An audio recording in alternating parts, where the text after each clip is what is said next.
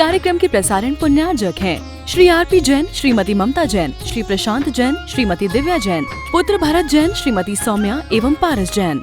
ओम नमः सिद्धेभ्यः, ओम नमः सिद्धेभ्यः, ओम नमः सिद्धेभ्यः।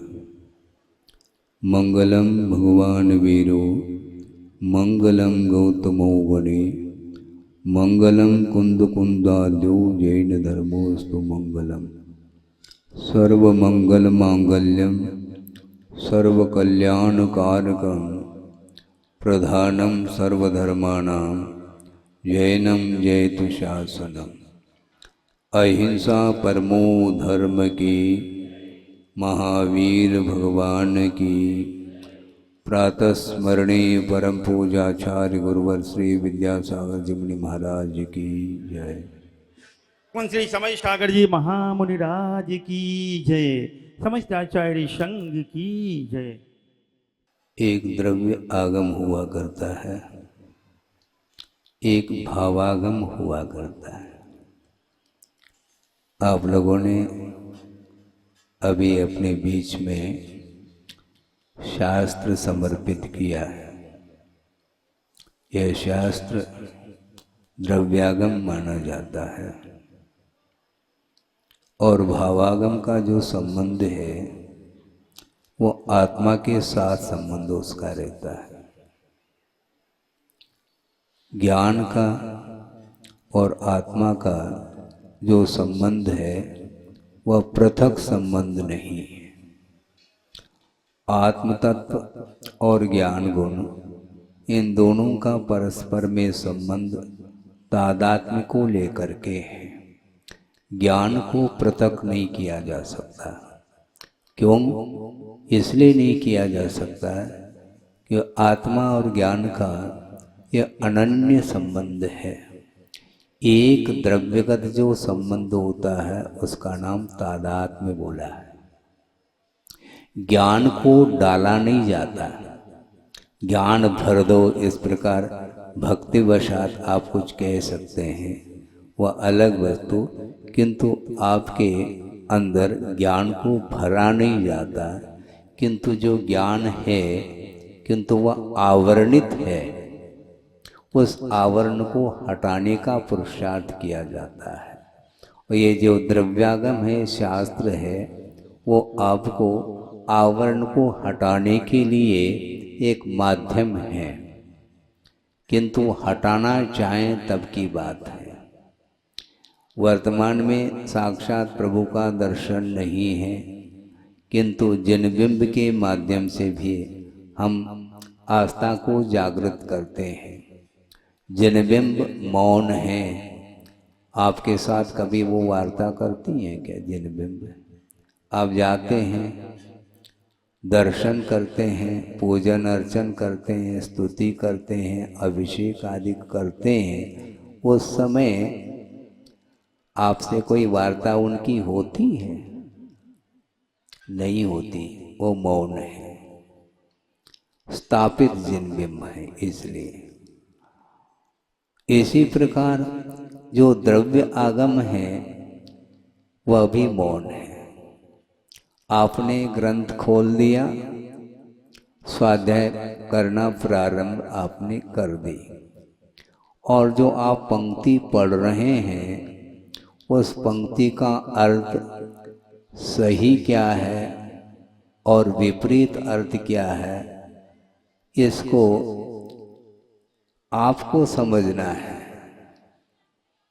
जिनवाणी बोलती नहीं, वो भी मौन है।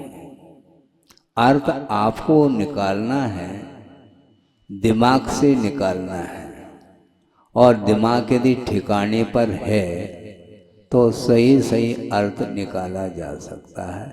नहीं है तो विपरीतता तो है ही। तो भगवान वर्तमान में नहीं और है तो जनबिंब के रूप में है, वो मौन है।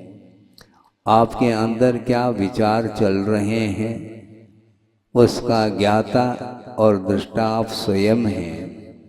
दूसरा, आपके भीतर जो विचार उत्पन्न हो रहे हैं वो मेरे बुद्धि का विषय नहीं बन सकता। आप बैठे हैं, ध्यान से सुन रहे हैं, किंतु आपके अंदर जो वेव्स हैं, तरंग हैं विचारों के, वो मेरे बुद्धि के विषय नहीं बन सकते।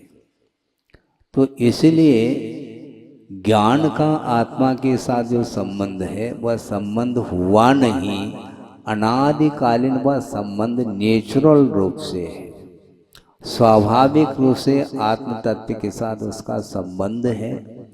किंतु सही सही बोध जो नहीं हो रहा है उसमें और किसी का दोष नहीं, किंतु अज्ञान दशा में जो कर्म का अर्जन किया है उस कर्म के माध्यम से ही वह ज्ञान गुण आवरणित हो चुका है। उस आवरण को हटाने की बात है। आप हटाना चाहो तो हम उपदेश दे सकते हैं, नहीं हटाना चाहो तो ये उपदेश किसी भी काम का नहीं है, पक्की बात है। तो इसीलिए यह तादात्म्य संबंध को लेकर के ज्ञान आत्मा के साथ है, अपना अस्तित्व पा रहा है, किंतु आवरण को कौन हटाए? जिस प्रकार आप वस्त्र पहने हैं, वस्त्र चेंज करना है तो कर लेते हैं, इस प्रकार उस आवरण को हटाया जा सकता है क्या? हाथ से नहीं हटाया जा सकता, क्योंकि कर्मों का संबंध हो चुका है, एक क्षेत्रावगाढ़ संबंध हुआ है। आत्म प्रदेश कितने हैं? असंख्यात आत्मा के प्रदेश हुआ करते हैं। प्रदेश का अर्थ क्या महाराज, ये भी समझा दो। साथ साथ समझा देते हैं ताकि आप लोगों को धीरे धीरे आगम में क्या विषय आया है वह भली भांति ज्ञात हो सके। प्रदेश का अर्थ है एक अविभागी पुद्गल परमाणु, एक अविभागी अर्थात जिसका विभाग न किया जा सके, ऐसा जो अविभागी पुद्गल परमाणु आकाश के जितने क्षेत्र में रहे उस क्षेत्र का नाम एक प्रदेश का है। तो इस प्रकार आत्मा के पास कितने प्रदेश हैं, अर्थात वह आत्म तत्व अथवा जीव आकाश के असंख्यात प्रदेश को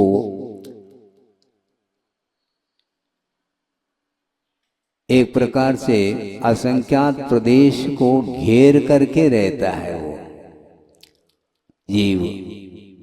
इसलिए उस जीव के पास कितने प्रदेश हैं? असंख्यात प्रदेशी जीव, ऐसा कहा। और उस असंख्यात प्रदेशी जीव के अंदर उस एक एक जीव के प्रदेश पर अनंतानंत कर्म वर्गनाएं विद्यमान है। ये सारा विषय आपके लिए नया हो सकता है। नया इसलिए कह रहा हूँ, जो स्वाध्यायशील है उनके लिए पुराना विषय है, किंतु जो स्वाध्याय नहीं करते हैं उनके लिए सारा विषय नया है। कर्म वर्गनाएं उसको बोलते हैं, कर्म के रूप में परिणमन करने की सामर्थ्य को लिए हुए जो परमाणु हैं उनको कर्म वर्गनाओं की संज्ञा दी है। और वे कर्म वर्गनाएं आत्म प्रदेश पर, एक एक प्रदेश पर अनंतानंत वो वर्गनाएं विद्यमान हैं। और वो सारे आत्मगत राग देशादि भावों के निमित्त को लेकर के वो वर्गनाएं कर्म के रूप में परिणत हो जाती हैं, जिसको बोलते हैं कर्म बंध। बाहर से वर्गनाएं नहीं आती हैं, वहीं पर विद्यमान है वो, उसमें शॉर्टेज संभव नहीं। अनंतानंत एक एक आत्म प्रदेश पर विद्यमान है, वह बुद्धि का विषय नहीं बन सकता, वह केवल आस्था का ही विषय बनता है, क्योंकि आगम का उल्लेख है। आगम के ऊपर श्रद्धान करके यदि चलेंगे तो निश्चित रूप से आपको आगम का ज्ञान होगा और कौन कौन से आत्मगत परिणाम हैं जिन परिणामों के द्वारा कर्म का बंध होता है, और आत्मगत ही ऐसे कौन से परिणाम हैं जिन परिणामों के माध्यम से कर्मों की निर्जरा भी होती है। इस प्रकार आश्रव और बंध अथवा संवर और निर्जरा के लिए कारणभूत जो आत्मगत परिणाम हैं, उन परिणामों के माध्यम से ही उन कर्मों का आश्रव भी होता है और कर्मों की निर्जरा भी होती है। कर्म दिखाई नहीं देते, कर्म इतने सूक्ष्म हैं उनको आप देख ही नहीं पाओगे। गुरुदेव ने एक प्रसंग सुनाया था और वह प्रसंग उन्होंने अपने आंखों से देखा था और उनके लिए वह प्रसंग उदाहरण बन गया। कुल मिलाकर के गुरुदेव बैठे बैठे से लगते हैं, किंतु उनका उपयोग जहाँ भी जाता है वहाँ उनके लिए वह उदाहरण बन जाता है। निरंतर उनकी दृष्टि चिंतनात्मक होती है। और उन्होंने प्रसंग ये दे दिया, बहुत पुराना प्रसंग, जब दीक्षित नहीं हुए थे, स्कूल आदि जाते थे, उस समय का वह प्रसंग है। घर में बैठे बैठे उनकी दृष्टि गई। किस ओर दृष्टि गई? सुनो, वर्तमान में तो वो मकान, वो घर बहुत कम देखने को मिलते हैं। वर्तमान में अधिकांश घर जो है सीमेंटेड है, आरसीसी वर्क जिसको बोलते हैं। उस समय कच्चे मकान होते थे, पत्थर की दीवार उठा दी और उसके ऊपर जो है सफेद जो मिट्टी होती है, उस मिट्टी के माध्यम से उस पत्थर की दीवार को क्या करते हैं, प्लास्टर जिसको बोलते, वह कर देते थे। फिर बाद में उसकी घिसाई होती है तो वह चमकने लग जाता है दर्पण के समान। और ऊपर क्या है? टीन है, चद्दर, ओढ़ने का चद्दर नहीं, ऊपर टीन की चद्दर आप जिसको बोलते हैं। और वह घर बन गया है और उन टीन में छोटे छोटे छिद्र हुआ करते हैं और उस छिद्र में से सूर्य की किरणें भीतर आती, रोशनी, और उन छोटे छोटे छिद्रों के माध्यम से प्रकाश की, सूर्य की किरणें भीतर आती तो उनकी दृष्टि जाती। पहले तो मान लो बादल है तो रोशनी भीतर, किरणें नहीं आएगी। जब बादल हट जाते हैं तो सूर्य की किरणें भीतर प्रविष्ट होती हैं उन छिद्रों के माध्यम से, तो उनकी दृष्टि जाती कि आहा, बिल्कुल धूली के कण आपने मार किया हो, धूली के ऐसे बारीक बारीक कण उड़ते हुए दृष्टिगत होते हैं, जिसको परमाणु बोल सकते हैं उदाहरण के तौर पर। हालांकि परमाणु इससे भी अनंत गुना सूक्ष्म हुआ करता है। तो जिस प्रकार वो धूली के कण हवा में उड़ रही हैं, वो इसी प्रकार कर्म वर्णाएं भी होती हैं, इससे भी सूक्ष्म होती हैं। वो जिस प्रकार धूली के कण बिना रोशनी के दिखाई नहीं दे पड़ती, उसी प्रकार ये वर्गणाएं, कर्म वर्गणाएं आत्म प्रदेश पर विद्यमान होते हुए भी वह दृष्टिगत नहीं होती। और वो सारी सारी वर्गणाएं आत्मगत रागादिक भावों के माध्यम से उनका परिणमन कर्म के रूप में हो जाता है। तो उन कर्मों का और आत्म प्रदेशों का जो आत्मसात होने का नाम बंध ऐसा कहा है। बंध की यह प्रक्रिया है, दिखाए कुछ नहीं पड़ता, लेकिन यह बंद हो रहा है।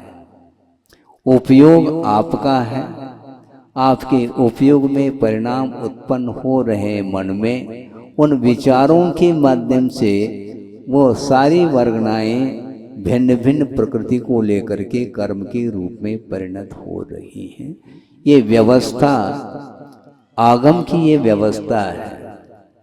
केवल ज्ञान का यह विषय दिव्य ज्ञान का विषय अथवा अवधि ज्ञान का विषय बन सकता है, किंतु छद्मस्त अवस्था में मति ज्ञान और श्रुत ज्ञान के माध्यम से इनका जो बोध होता है वह परोक्ष रूप से होता, प्रत्यक्ष रूप से नहीं। तो ऐसी स्थिति में कर्म दिखाई नहीं देता तो कर्म बंध भी देखने में नहीं आता। कर्म का उदय आता है तो भी कर्म का उदय देखने में नहीं आता, किंतु कर्म का अस्तित्व है क्या नहीं है इसका परिज्ञान जो होगा वह अनुमान के माध्यम से होता है। क्या कहा? कर्म का जो अस्तित्व है वह अनुमान के माध्यम से पकड़ में आता है। साधना साध विज्ञानम अनुमानम, ऐसे एक पंक्ति एक सूत्र आता है न्याय ग्रंथ में कि साधन के माध्यम से साध्य का अनुमान किया जाता है। साधनात् साध्य विज्ञानम, साधन के माध्यम से साध्य का जो परिज्ञान होता है उसका नाम अनुमान है। महाराज उदाहरण दे दो, उसके बिना हमें समझ में नहीं आता। ठीक है, उदाहरण दे देते हैं, लेकिन ये ध्यान रखो केवल उदाहरण को तो ध्यान में रख लिया और विषय गोल हो गया। ऐसा नहीं, ये किसके लिए उदाहरण दिया जा रहा है? कर्म के अस्तित्व को जानने के लिए ये उदाहरण दिया जा रहा है। सामने पर्वत है और पर्वत के ऊपर धूम्र देखने में आ रहा है, धुआं जिसको बोलते हैं। अग्नि देखने में नहीं आ रही है, किंतु धूम्र प्रत्यक्ष देखने में आ रहा है और उस धूम्र के माध्यम से अग्नि का बोध अपने आप होता है, क्योंकि अग्नि के अभाव में धूम्र का दर्शन संभव नहीं है। धूम्र के अभाव में अग्नि का दर्शन हो सकता है, निर्धूम अग्नि, किंतु अग्नि के अभाव में धूम्र का दर्शन कभी भी नहीं हो सकता। तो दूर से आपने उस धूम्र का दर्शन किया तो निश्चित रूप से अनुमान होता है कि वहां पर अग्नि है। अस्मिन पर्वते वह्नि, ऐसा कहा, इस पर्वत पर अग्नि है। क्यों? धूम्रवत्वात्, वह पर्वत धूम्रमान हुआ है इसलिए। तो इसी प्रकार कर्म का अस्तित्व पकड़ना है तो कर्म के फल को दे करके कर्म का अनुमान किया जाता है। कर्म का अस्तित्व है क्या नहीं इसको जानना चाहो तो फल के माध्यम से कर्म का अस्तित्व जानने में आता है। जैसे आप सड़क से जा रहे हैं, क्योंकि कर्म का जो फल मिलता है वह द्रव्य क्षेत्रादि के निमित्त को लेकर के ही फल मिलता है। बिना निमित्त के, बिना किसी संयोग के वह कर्म अपना फल दे नहीं सकता। कर्म का ही फल है, उसमें निमित्त आवश्यक है। आप सड़क से जा रहे हैं और ठोकर लग गया, एक नुकीला गड़ा हुआ पत्थर था, उससे आप टकरा गए, ओपटा लग गया तो आप गिर गए। तो वो किसका फल है? कर्म का फल है, किंतु उस पत्थर के निमित्त से कर्म अपना फल देकर के चला गया। कर्म देखने में नहीं आ रहा, किंतु फल तो देखने में आएगा नहीं? बिल्कुल निश्चित रूप से देखने में आ रहा है। आप हर्ष का अनुभव कर रहे हैं, इसमें भी कर्म का फल है। आप शोक का अनुभव कर रहे हैं, इसमें भी कर्म का फल है। आप राग का अनुभव कर रहे हैं, इसमें भी कर्म का फल है। आप द्वेष का अनुभव कर रहे हैं, इसमें भी कर्म का फल है। आपके अंदर ईर्ष्या जागृत हो रही, यह भी कर्म का फल है। आप संक्लेश का अनुभव कर रहे हैं, इसमें भी कर्म का फल है। आप विशुद्धि का अनुभव कर रहे हैं, इसमें भी कर्म का फल है। ये सारा सारा जो फल मिल रहा है वह बिना कर्म के सद्भाव के संभव नहीं है। इसलिए गुरुदेव का बार बार ये कहना है, यदि कर्म से बचना चाहो तो नो कर्म से बचो। नो कर्म का अर्थ क्या? कर्म के फल देने में जो सहयोग प्रदान करता है उसका नाम नो कर्म है। प्रत्येक कर्म के फल देने में नो कर्म आवश्यक है। आप बैठे हैं, बैठे बैठे नींद आ रही है, वह कर्म का फल है, ये ध्यान रखो। हाँ महाराज, फिर निद्रा से कैसे बचे हैं? निद्रा से कैसे बचे? निद्रा कर्म की उदीर्णा हो रही है, नींद आ रही है, अच्छी बात है? जिस कमरे में गए हैं नींद बहुत, आप अपने आप को संभाल नहीं पा रहे हैं, कब लेट जाए, बैठे बैठे लुढ़क रहे हैं आप, इतनी तीव्र निद्रा घिरी हुई है। किंतु वहां पर एक मोटा ताजा लंबा, समझ में आ गया, काला काला नाग बैठा है, वहां पर सर्प है अथवा अजगर है, तो नींद गायब है। क्यों? क्योंकि ठीक विपरीत नो कर्म की उपस्थिति हुई है, उसका समागम हुआ है। नींद से कैसे बचे? अब बचने की आवश्यकता नहीं, अपने आप ही नींद उड़ गई, निद्रा भंग। क्यों? भय कर्म की उदीर्णा हुई। तो भिन्न भिन्न कर्मों के फलदान में निमित्त भिन्न भिन्न प्रकार के उपस्थित होते हैं। इसलिए गुरुदेव का ये कहना है, कर्म फल से बचना चाहो तो नो कर्म से हमेशा बचना चाहिए। लेकिन बच नहीं पाता, जहां बचना है वहां बच जाता है। जैसे सर्प से बच गया, कांटे से बच गए, अग्नि से बच गए, धूप से बच गए, लेकिन जब बचना है तब धूप से बचते हैं। बहुत होशियार हैं आप। पूस के महीने में धूप से बचते नहीं, बल्कि प्रतीक्षा करते हैं कि एक आध किरण भी मिल जाए हमारे लिए। वह धूप अमृत का काम करता है। और जेठ के महीने में नहीं, धूप सुहाती नहीं। तो ये सारे भिन्न भिन्न काल में वो नो कर्म आपके लिए कर्म के फलदान में निमित्त के रूप में उपस्थित होते हैं। इसलिए उन निमित्तों से अपने आप को ऊपर उठाने का पुरुषार्थ करना चाहिए। बिना पुरुषार्थ के संभव नहीं, क्योंकि भिन्न भिन्न इंद्रियों के विषय हैं। उन विषयों के निमित्त को लेकर के कर्म की उदीर्णा होती है, और अकाल में भी वह कर्म अपना फल दे करके चला जाता है। कर्म दिखाई नहीं देता, जैसे धूलि के कण दिखाई नहीं देते, उसी प्रकार कर्म प्रति समय बंध को प्राप्त हो रहा है, किंतु आपको दिखाई नहीं पड़ रहा है। आप सोच रहे हैं हम कर्म से बचें, तुम ताले में बंद होकर के रहो, फिर भी वहां पर कर्म छोड़ेगा नहीं तुम्हें। वो क्यों छोड़ेगा? कर्म को हमने बुद्धि पूर्वक राग द्वेष आदि परिणामों के माध्यम से बांधा है, तो बांधा है तो उसकी निर्जरा भी बुद्धि पूर्वक ही करनी पड़ेगी। अबुद्धि पूर्वक जो निर्जरा होती है उसको आचार्यों ने गज स्नानवत कहा है।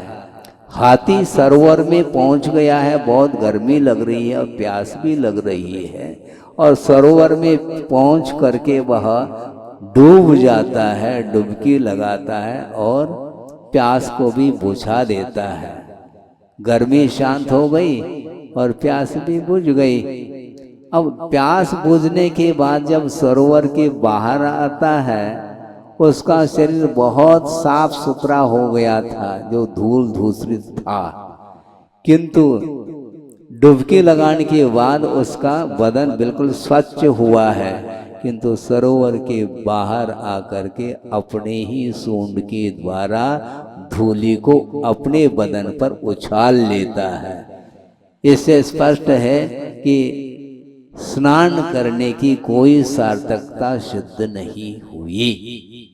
उसी प्रकार संसारी प्राणी की दशा हो रही है। इधर कर्म का आश्रव भी हो रहा है और कर्म की निर्जरा भी हो रही है। क्योंकि कुछ समय के लिए कर्म का संबंध हुआ था और स्थिति पूरी हो गई मान लो, तो वह कर्म निर्जरित होगा, किंतु वह निर्जरा मोक्ष मार्ग में सहायक सिद्ध नहीं होती, क्योंकि वह आश्रव पूर्वक निर्जरा है। इसलिए आश्रव पूर्वक निर्जरा मोक्ष मार्ग में सार्थक सिद्ध नहीं होती, किंतु संवर पूर्वक जो निर्जरा होती है वो मोक्ष मार्ग में सहायक बनती है। वह निर्जरा संवर का अर्थ होता है आश्रव को रोकना। आश्रव निरोधः संवर, आश्रव को रोकने का नाम संवर है। जो आश्रव रुक जाता है तो आश्रवित जो कर्म है, पूर्व में बंधे हुए जो कर्म हैं, उनकी निर्जरा की जाती है। तप आदि के माध्यम से, सम्यक तप आदि के माध्यम से उसकी निर्जरा होती है। इसलिए संवर और निर्जरा तत्व को समझने की आवश्यकता है, तभी हम कर्म से मुक्त हो सकते हैं। कर्म दिखाई नहीं देता, किंतु कर्म फल प्रतिफल देखने में आता है, प्रतिफल देखने में आता है, उस ओर ध्यान नहीं जाता। किंतु विपरीत फल जब मिल जाता है तो शोक उत्पन्न होता है, दुखी होता है। दुखी कौन कर रहा है, इस ओर ध्यान दो। बहुत दुख हो रहा महाराज, अच्छा बहुत दुख हो रहा है, वाकई में दुख है, अच्छा हाथ जोड़ा है महाराज, इतना तो समझ लो आप, हम दुखी हैं, ठीक है। हाथ जोड़ना पर्याप्त नहीं, किंतु जो दुख उत्पन्न हो रहा है, तो जब हमने हाथ नहीं जोड़ा था उस समय आश्रव किया है। जिस समय आपने हाथ जोड़ा है उस समय कर्म बंद रुक सकता है, किंतु जिस समय हाथ नहीं जोड़ा किंतु हाथ को दिखाया मान लो किसी को, उस समय निश्चित रूप से कर्म का बंद अच्छे तरीके से बंद किया है। अब उसका फल भोगना है तो आपको अन्यत्र जाना पड़ेगा। बहुत विचित्र दशा है कर्म की। कर्म की लीला अपरंपार है। वो कर्म जड़ है, वह फल नहीं दे रहा है, वो उदय में आना उसका वह प्रकृति है, उसका वह स्वभाव है। और उसमें जो प्रकृति आई है अपने ही परिणामों के द्वारा उस जड़ में प्रकृति आई है। ज्ञान को आवरणित करने की प्रकृति जो कर्म में आई है वह अपने ही परिणाम के द्वारा आई। भिन्न भिन्न कर्मों का आश्रय हो रहा है और प्रकृति भिन्न भिन्न पड़ती चली जा रही। ज्ञान के पास ज्ञान को आवरणित करने की क्षमता है, इसी प्रकार भिन्न भिन्न कर्मों की यह स्थिति है। तो इसीलिए कर्म बंद करते समय हमें ध्यान नहीं रहता। हाँ, हम मनोरंजन कर रहे होते हैं, उस समय भी कर्म का बंद होता रहता है, लेकिन मनोरंजन में उपयोग लगा है, कर्म बंद की ओर दृष्टि नहीं जा रही है। हाँ?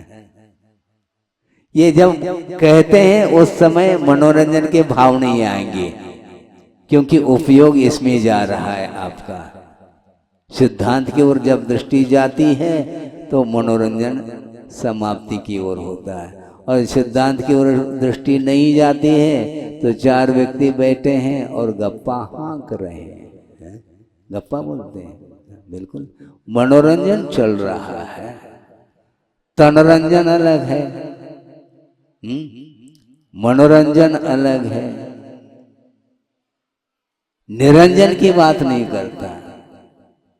तनरंजन, मनरंजन, जनरंजन, दंत मंजन, क्या क्या करता रहता भगवान मालिक।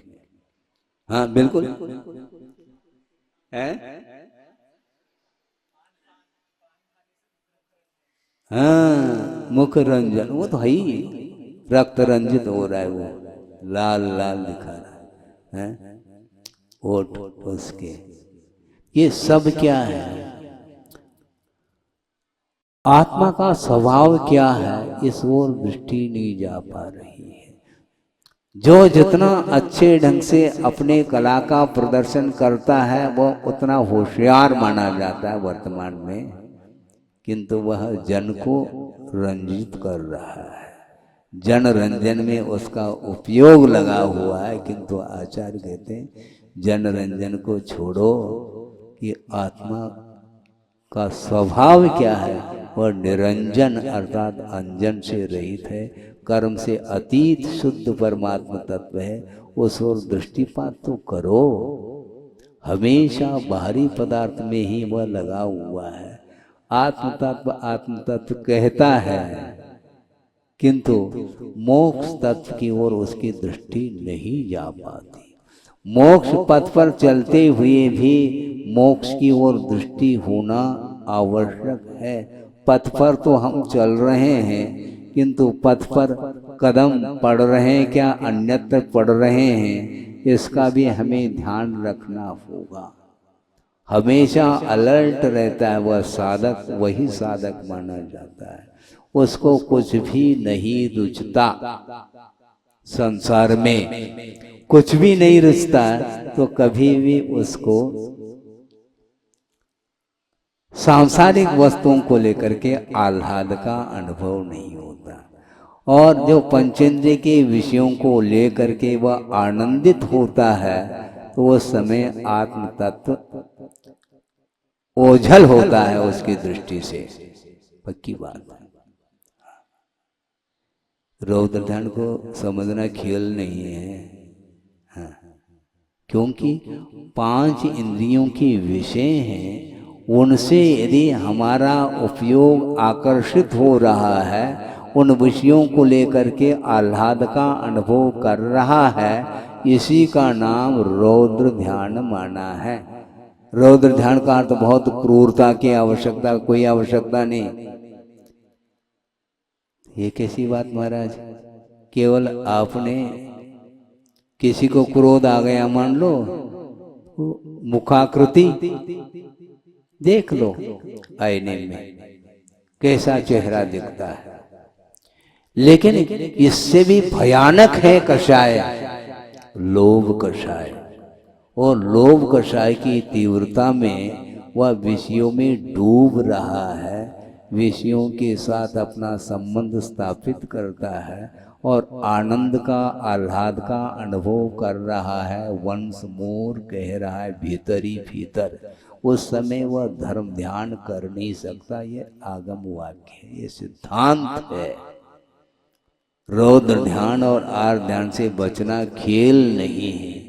कई बार शिविर में बैठ जाओ, निषेध नहीं कर रहा हूं, न कोई आलोचना है, कोई क्रिटिसाइज नहीं कर रहा हूं, किंतु यथार्थ बात क्या है इसको भी हमें समझना है कि वस्तुतः आर ध्यान के, रौद्र ध्यान के जो परिणाम होते हैं उनके लिए सामग्री क्या है। धर्म ध्यान की सामग्री भिन्न है और आर ध्यान, रौद्र ध्यान की सामग्री इससे बिल्कुल विपरीत है। पंचेंद्रिय के विषय जितने भी होते हैं वे ही आर ध्यान और रौद्र ध्यान के लिए कारण पड़ते हैं, कारण सिद्ध होते हैं। इसलिए धर्म ध्यान की सामग्री क्या महाराज, और क्या, देव शास्त्र गुरु अथवा पंच परमेष्टि की आराधना करने से धर्म ध्यान होता है। लेकिन इसमें मन बहुत कम लगता है। शायद इसमें आनंद का अनुभव भी मात्रा के परसेंटेज में कम आता होगा, किंतु विषय सामने आते ही कब धर्म ध्यान समाप्त होता है खुद को भी ज्ञात नहीं हो पाता। इतना प्रभाव रहता है उन पदार्थों का, विषयों का। इसलिए वह साधक, वह प्रौढ़ साधक माना जाता है। सामने विषय दृष्टिगत होते हुए भी ग्रहण करने का भाव उसके अंदर मन में भी नहीं आता। क्यों? क्योंकि वह विषयों का स्वरूप क्या है ज्ञात हो चुका है। क्योंकि यह संसार के लिए कारण है मुक्ति के लिए कारण नहीं है। इसलिए पंचेंद्रिय की विषय उपादेय नहीं, ग्रहण करने योग्य नहीं, किंतु छोड़ने योग्य है, ऐसा कहा। और जो छोड़ने योग्य पदार्थ है उनको लेकर के आह्लाद का अनुभव करता है, और जो ग्रहण करने के योग्य जो पदार्थ है उनके प्रति वह उत्साहित नहीं हो पाता। ऐसा क्यों होता है महाराज? क्यों मत पूछो, क्योंकि अनंतकालीन यह संस्कार है, मोहजन्य संस्कार, उनको समाप्त करने के लिए अपने लिए कौन से साधन है? तो केवल पंच परमेष्टि ही एकमात्र साधन है भव समुद्र से पार कराने के लिए। भव समुद्र से आप पार होना चाहते हो तो निश्चित रूप से आपके हृदय में पंच परमेष्टि विराजमान होना चाहिए। पंच परमेष्टि का दर्शन हो सके अथवा न हो सके अलग वस्तु, किंतु बुद्धि के माध्यम से, स्मरण के माध्यम से अपने हृदय में उनको विराजमान कर सकते हैं और निरंतर उनकी आराधना की जा सकती है। साक्षात यदि दर्शन हो जाए तो अच्छी बात है, पुण्य का उदय है।